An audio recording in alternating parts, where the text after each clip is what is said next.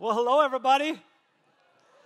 Today is a great day to be here at Great Lakes Church. And of course, I say that every week because there really is every week just something unusual and something we've got going on. Today, I want to say a special hello to all the gentlemen here at Great Lakes Church, specifically those of you who are daddies or sugar daddies.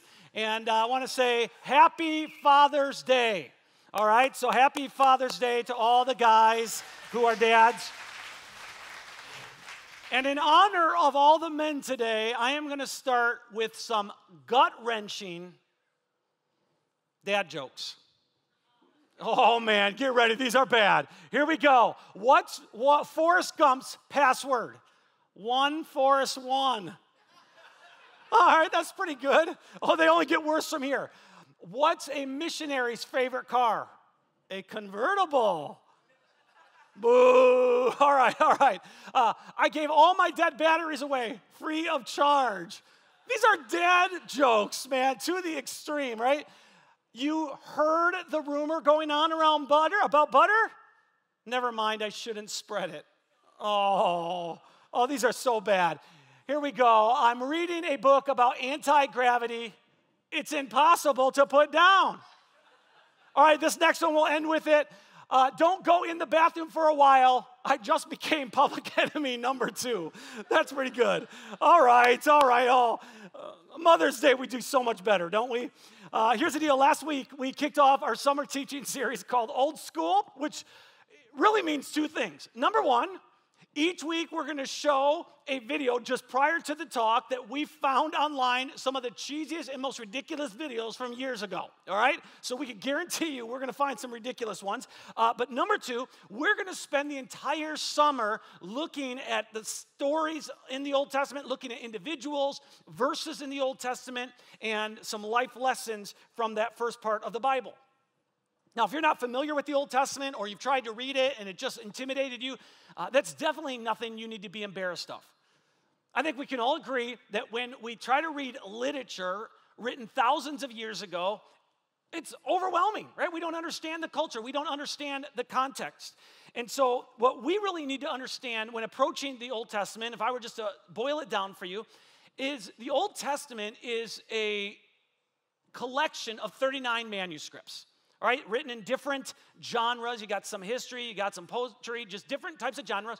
And most of the different manuscripts were written in Hebrew. They deal primarily with Jewish history and God working in and among the Jewish people, promising to use them to bless the world, which ends up happening through Jesus. But the reason we've decided to spend the entire summer in the Old Testament is really found in our big idea. Here it is. The more you know about the past, the better prepared you are for the future. The more you know about the past, the better prepared you are for the future. So the more we understand about the past, the more lessons that we collect from the past, the better prepared we are for the future. And so that's where we're headed. Now today, I am going to open the same way I do every week, and that is I want to welcome all of our campuses. So for our Kenosha campus, I want to say hello to you. Racine, howdy. To those of you who watch online, hi. And a very special welcome this week to our friends at Westbridge Church right outside of Minneapolis, and to our friends at Eastlake Church in the Tri-Cities area of the state of Washington, which is in Eastern Washington. So let's give it up for our friends who network with us. Wow. Oh, yeah, by the way, hello to our Weekends on Wednesday service. Yeah, energy as always. So here's the deal. Today, what I want to do is I want to look at some ancient wisdom found in the first part of the Bible, in the Old Testament. And I want to look at some verses that guide us in the area of parenting.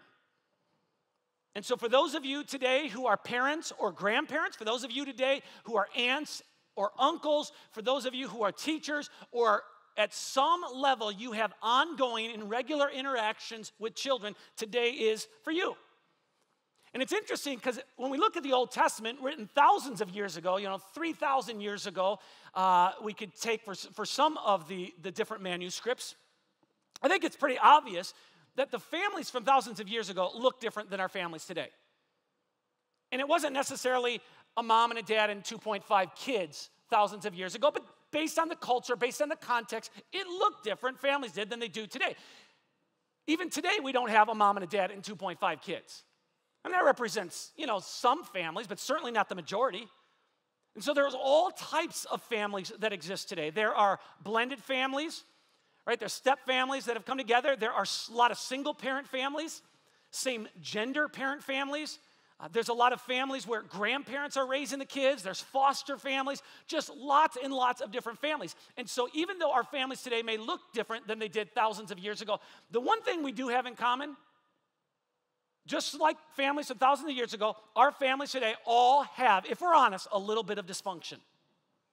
Right? A little bit of dysfunction. Because whenever you take a couple individuals and you put them together, and they have different backgrounds or different ways of thinking or different opinions or different personalities, it's like this environment that's going to somehow create a little bit of friction, a little bit of drama, and a whole lot of craziness. It just happens, and that is every single family. My story is I grew up in a relatively conservative family, but there were 7 of us kids. And I promise you, there was a lot of craziness. In fact, craziness started fairly early in my life, and I was a little bit maybe too young to realize it as it was unfolding. When I was right around 8 months old, my mom entered me into a baby crawling contest. All right, so just before I was a year old, I was right around 7, maybe 8, maybe 9 years old, my mom entered me into a baby crawling contest right before my first birthday. And so what happened was, as all the other families were getting ready, she had her own plan, her own strategy on how I was going to win. On the day of the competition, it happened in the afternoon, at lunch, she fed me peanut butter sandwich without jelly and without anything to drink. And so that afternoon, when everybody was racing and moms were holding up their rattles or keys, and you can do it, you can do it. All my mama did was hold up a little cup of milk. And it was like a racehorse. You better believe, right here, first place, ladies and gentlemen, first place, woo! I did it over a cup of milk, all right? And so at an early age, there was a little dysfunction going on in my family, but every family has it. And even though every family has some dysfunction, there's something in us as parents that when our kids say or do something that we think is dysfunctional or something that we think, man, that's not what I want for them, for whatever reason, we have some guilt over it. And sometimes we even have a little bit of shame. And there's lots of parents, if we could go around and we could interview today, that have regrets on how much they discipline their kids. And they look back and they say, man, I kind of ran my house like a military. I was overly strict and it put up walls between me and my kids. But on the flip side, there are parents who say, man, I wasn't hard enough on my kids. They took advantage of me. I enabled my kids. Right? If we could go around, there's some parents who they regret how easy they were on their children. Others feel guilty for not drawing lines or setting limits. And they've kind of watched their children, in their behavior go in a direction that they hoped they would never go. Some parents regret giving too much to their kids. Other parents regret giving way too little to their kids. Some parents have guilt over smothering their kids and being a helicopter parent, never giving them other space. And then there's other parents who say, man, I gave my kids way too much freedom. The bottom line is whenever our kids say or do something that is opposite of what we hope for them or prayed for them or wanted for them, it results in a little bit of guilt. It results in sometimes even shame for not doing a better job. Now, the American psychologist B.F. Skinner actually fueled this kind of thinking with some of his philosophies. All right, so Skinner was a proponent of what is called radical behaviorism, which basically says that our actions and our behaviors are fully determined by the environment that we're in. So we don't really have a free will. We just are recipients of our environments. In fact, here's one of his quotes. He says, I did not direct my life. I didn't design it. I never made decisions. Things always came up and made them for me. That's what life is. Basically, we are 100% the products of our environment.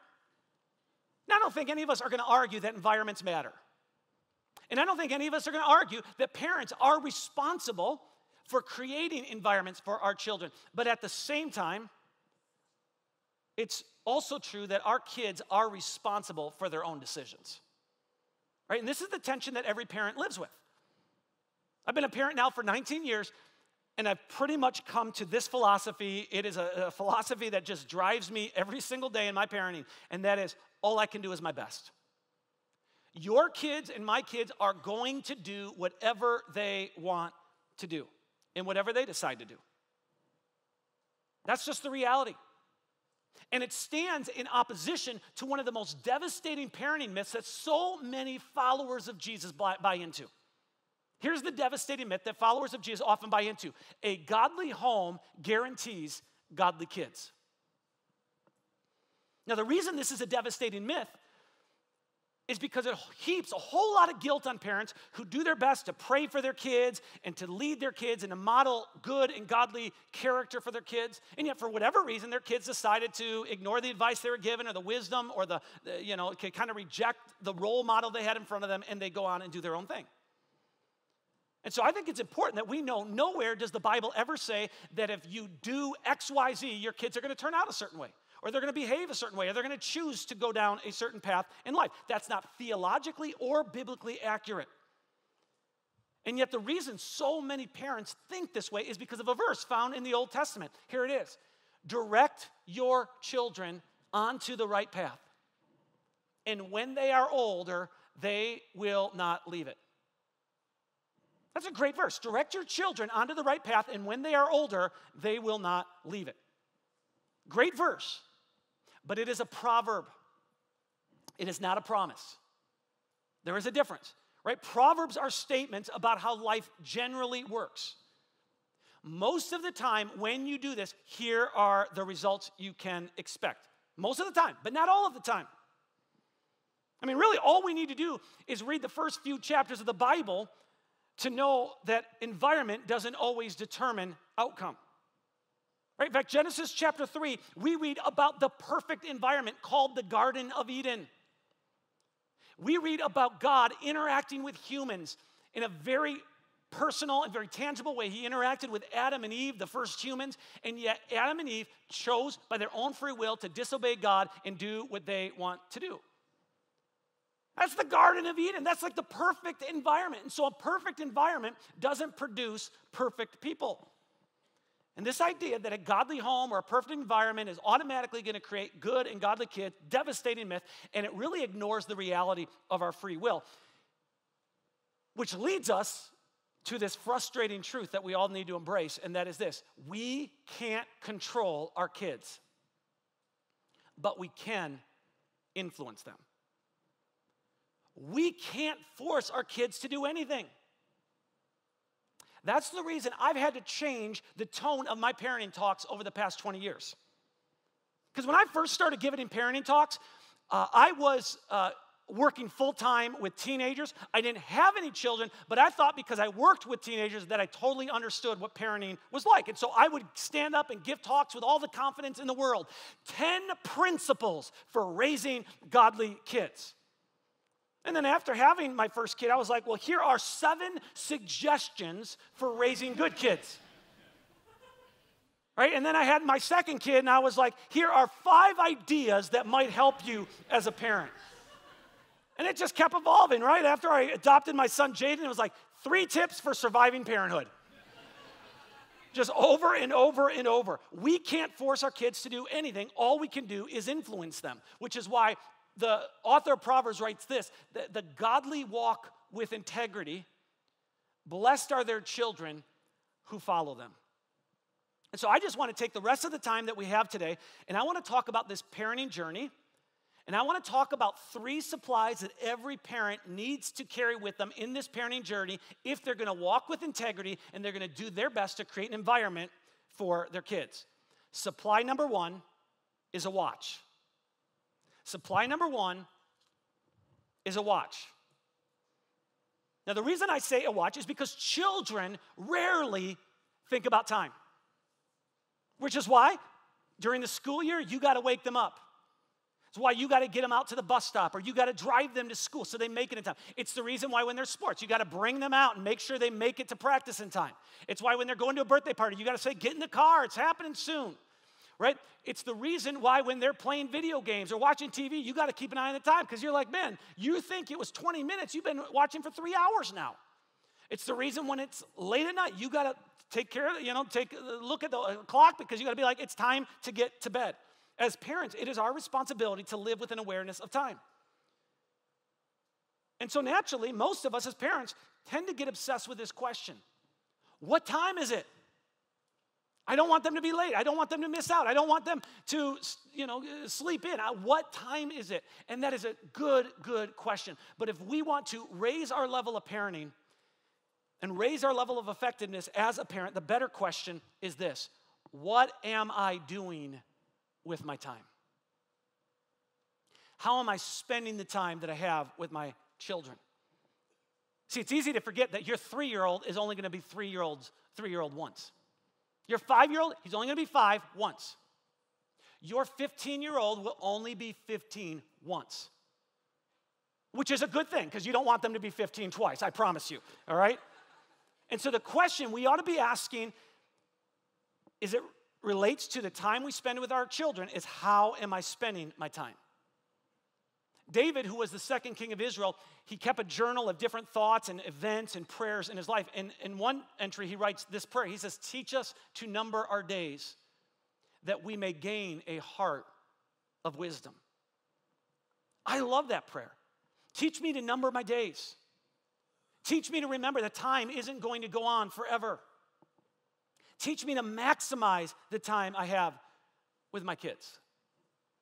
Now, when I think about maximizing the time with my kids, I think about making sure that I instill in them values and things that are important to me, right? I think about if I'm going to maximize the time I have with them, I need to teach them character, and that's all true, right? I need to teach them about work ethic, and I need to teach them about managing money, and I need to teach them about being responsible and being honest. So that's how I think about maximizing my time. But the truth is, if I'm going to maximize the time I have with my kids, it's incredibly important for me to remember this, that I need to communicate who I value before what I value. I can talk all day about being honest and all day about work ethic and all day about topics that are important to me, but if I really want to maximize the time I have with my kids, it's important that before all of those things, they know I value them more than I value what they do. And the best way for me to communicate to my kids, hey, I value you, is by spending time with them. Now, some of you, I know you. You're like super mom, right? You're super dad. 3 in the morning, you get your kids up and you go play hide and seek with them. You don't care, right? It's just no matter what. 4 o'clock in the morning on Christmas Eve, you're up before your kids. You're so excited, right? That's great. Some of you are built that way. You'll spend hours in the lawn throwing balls around and playing basketball with them and all that fun stuff. That's not how all of us are built. Right? For some of us, it's a bigger challenge to do that.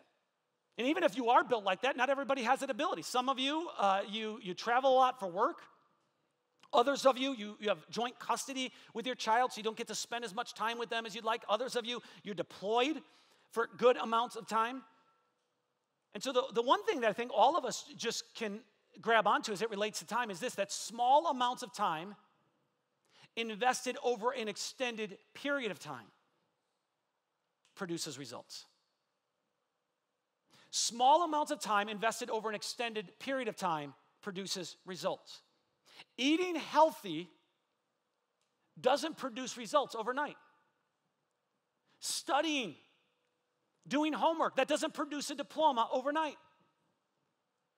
Building great relationships doesn't happen overnight. It's small amounts of time invested over an extended period of time that produces results. And of course, we could push back on that thought and we could argue and we could think back to a time in college or high school where we say, man, I didn't study at all and I crammed the night before the exam like for 2 hours straight. I just crammed and I aced it. And I would say, congratulations, good for you. But in the critical areas of life, we cannot make up for lost time. Okay, you might be able to pull off a test every so often. You might be able to do this in certain areas of life. But in the critical areas of life, or the critical arenas of life, we cannot make up for lost time. We cannot cram a relationship with our kids. And the truth is, I have to remind myself of this pretty regularly. Because one of the traditions that I've shared a lot here at Great Lakes Church is that I have in my family is ever since my kids were really, really small, I do an individual vacation with each of them every single year. Sometimes I go a couple days. Usually it's just an overnight thing. But I do an individual trip with them every single year. Because for me, it's very easy to dismiss the small amount of time, right? The stuff that can happen on a daily basis or a weekly basis. And I can just think, well, I'm going to spend focused attention with them later on. You know, I'm going away for 2 days or 3 days with them. And I can do that. But the truth is, if I want to raise my effectiveness as a parent, I need to care about the little amounts of time, and I need to be regularly asking the question, what am I doing with my time? Now, the second supply that every parent, metaphorically speaking, should carry with them in this parenting journey, if we want to raise our level of effectiveness, is a compass. Right? It's a compass. Children constantly need someone in their life to point them down the right path, morally and ethically. And pointing them down the right path is very different than pushing them to excel in every area of life. And the reason I say that is it's very easy for any parent to fall into what we would call the potential trap. Right? The potential trap is when we focus way more on opportunities than we do on character. And so I'll just say this. Your child's grade point average, that's important. I'm not going to pretend it's not. But if I'm just being honest, never once in my adult life has anybody ever asked me, what was your GPA in college? What was your GPA in high school? What was your GPA in middle school? Nobody has ever asked me that. It's important, but I've never been asked about it. Right? Your child playing on a team, your child being in a sport, big deal. That's awesome. Nobody in my adult life has ever said to me, when you were in college or you were in high school, what team did you play on? And did you make it to state? Right? Nobody's ever asked me that. Now, to be fair, it's probably because they looked at me and like, yeah, we know you didn't go anywhere in sports, right? So I'll give you that. But that isn't a primary thing as an adult that I'm asked. What does matter in our adult life? Well, here's what matters. Relationships and character matter most. As an adult, we know this, right? Relationships and character matter most. So that's what we ought to be aiming for. I'm not aiming to raise a kid. They're already a kid. I'm aiming to raise an adult. If I'm trying to raise a kid, that means I'm putting my time and my money and my energy in the wrong things. In fact, let me just put it this way, right? What makes a baby a good baby? So when we say, oh, you're such a good baby, what does that mean? That means they're not crying and they're not moving a lot. That's what that means, right? You're not crying, you're not moving a lot. Well, fast forward, when they're 30 years old, they're just laying around the house, not crying, not moving a lot. That doesn't make them a great kid, right? That doesn't make them a great adult, right? Some of us, we have strong-willed children, and it drives us crazy because what we want is we want quiet and compliant kids. But that's not necessarily what we want in a 30-year-old. Right? When they're 30, we want them to speak up for themselves. We want them to be self-motivated. We want them to have drive in life, to think for themselves. And so the goal is not raising an award-winning child or teenager. The goal is raising a mature and responsible adult, which means we need to focus on what matters most, and that's relationships and character. Now, if our kids are going to grow in character, then that means at a young age, and everything is really age appropriate. We have to wrestle through what that looks like. But at a young age, we need to start giving them responsibility. This summer, our kids need to do more than just sit around the house. This fall, this winter, they need to have responsibilities. That's part of responsibility. Another thing, if we want to raise kids who are responsible or adults who are responsible, then we need to teach them that they have to deal with the consequences of their decisions. Right? We don't want to protect them from the consequences. We need to allow them to experience the consequences of their decision. In fact, years ago, one of my daughters was at Gurney Mills and was with a friend and walked into several stores and stole from these many stores that she went into. She's probably hanging out with some of your kids for way too long. You're influencing her. Well, a couple days later, she was at the house, and she started feeling really guilty. And so she opened up to Rindy, my wife, and myself, and said, hey, I was with my friend, and this is what we did. And so I said, well, now you need to go back to the mall and you need to make things right. And she was begging us, please, don't make me do that. I promise you I will never do it again. And I said, no, you need to. And so Rindy drove her down to the mall, and they went into several different stores, and my daughter asked for the manager of the store, and the manager came, and my daughter explained what she did, and some of the managers were not easy on her, which I appreciated, but dealing with the consequences of her own decisions. And that's not fun as a parent to watch our kids go through that, but here's the deal. It's a compass for them, and often it helps them move in the right direction. Now, another way to help our kids move in the right direction is to allow them to be surrounded by other adults who are going to imitate and reflect the values and the ethics that we have and we desire for our kids.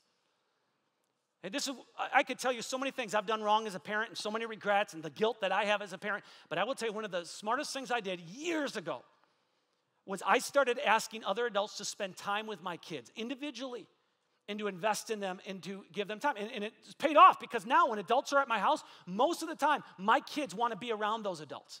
They'll come and hang out with us and they'll interact with us and they'll have fun. They don't go run to their room and avoid it and don't know how to have conversations. Here's another great proverb on parenting, although it's not necessarily speaking about parenting, but it applies to it. Without wise leadership, a nation falls. There is safety in having many advisors. So I want to surround my son and my daughters with a lot of advisors. So again, when they're going down the wrong path in life, it's not just mom and dad saying, hey, you can't go down there, and that doesn't lead to a good place. But other adults can speak into their life and challenge them.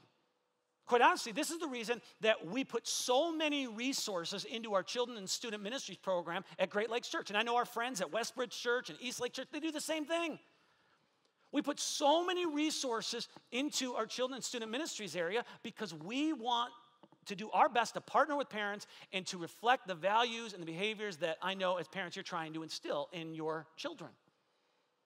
This is the reason why we say on a regular basis, if you're looking for a place to serve, ladies, what a great opportunity to step up. Men, man, our children need more men in their lives being great role models for them and providing a compass in their life. Now, there is a third supply that every parent needs to carry with them on this parenting journey if they're going to raise their effectiveness as a parent, and that is binoculars. Right? It is binoculars. Oh, you look so good. I just want to make one of you feel really uncomfortable right now. All right? Here's the deal. We need to see farther than our kids see. We need to see farther than they see. My children are like your children. Right? They have very limited ability to see what is in front of them. And it's not because they're bad kids, and it's not because they don't love God. It's they just have very limited life experience. The author of Proverbs writes this: look straight ahead and fix your eyes on what lies before you. As children, as teenagers, that's a very difficult thing to do. It's very easy to maybe see what's one step ahead, but it's very easy to see what's many, many steps ahead. And so it's our job as parents to do this and to help our kids. So in my family, one of the ways I see this, and I'm guessing in a lot of your families as well, my kids are absolutely convinced that media, what they watch, what they listen to, video games, like none of that affects them. My son just yesterday talking to me about a game he's saving up to buy, and then as he tells me the name of it, I said, wow, that sounds really violent. And he says, oh, Dad, it's super violent, but here's the deal. I promise you I know it's like fake. Like that was his whole attitude about it, right? And so I got to wrestle through. Do I let my son get this? My daughter, years ago, she went to a concert, and I never even thought to ask her before she went what concert she was going to. So she gets back from this concert, and I asked her, I said, so who'd you go see?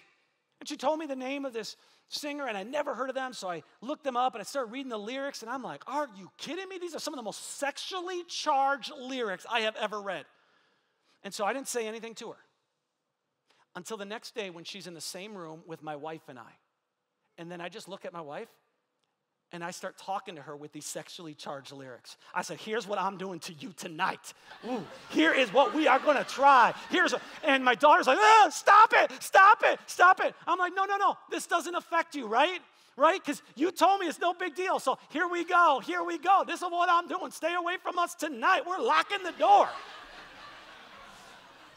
Now, 50 years ago, Kids did not need their parents, or kids did need, 50 years ago, kids did need their parents for information.